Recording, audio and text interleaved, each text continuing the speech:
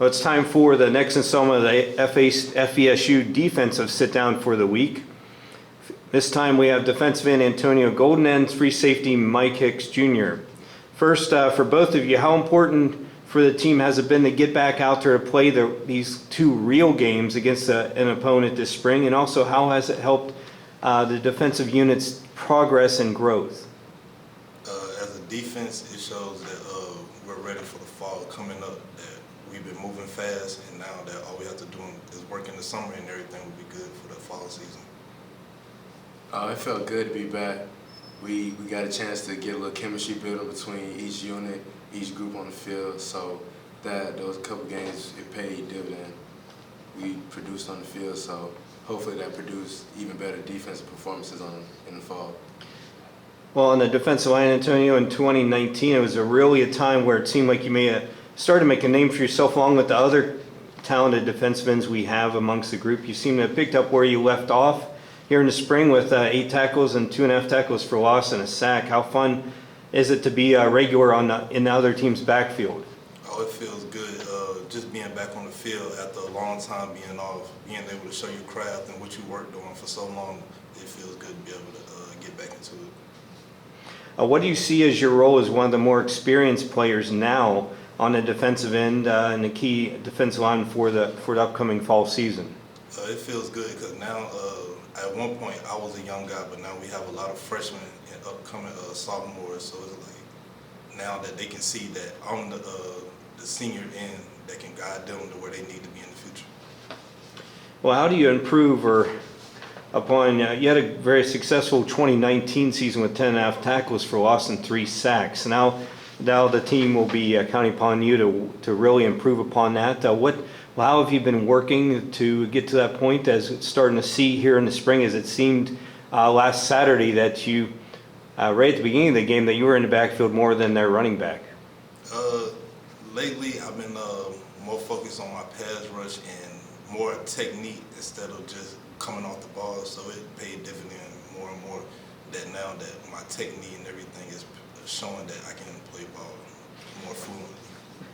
We'll turn into your left, the last line of defense for the team, and free safety Mike Hicks here. How important as the free safety is it to have another experienced player back there as the last line of defense, especially with the new scheme that the defense is going on now with Coach Flowers' coaching staff and players playing different spots?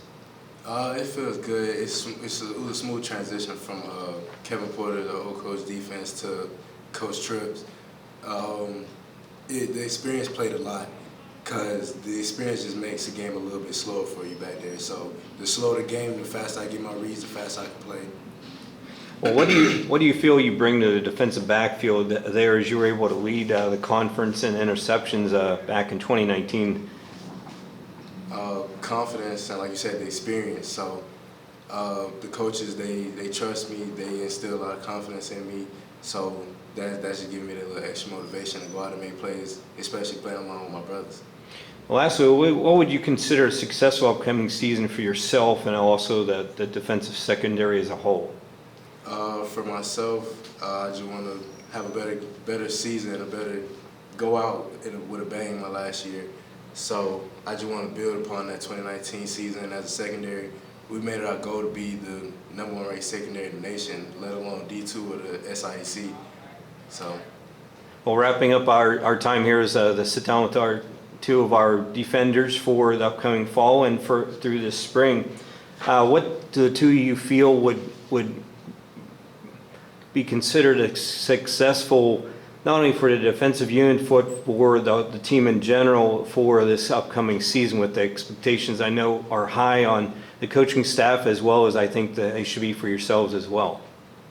As a defense, I feel that we all set goals. Like linebackers have their goals, D-line and the safeties. And as a D-line, we're pushing for at least 2 to 3 sacks a game or more to make it as a unit.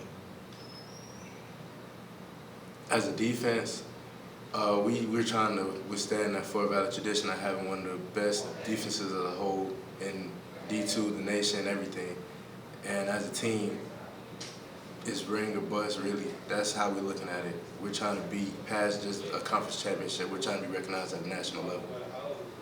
Okay, we'll look forward to seeing both of you as we did last Saturday up for that in that win to continue the winning here in this fall and a very challenging schedule for the Wildcats will be facing this and hopefully raise that SIC banner and head into the national playoffs. We thank you for your time and look forward to seeing you back on the field in September.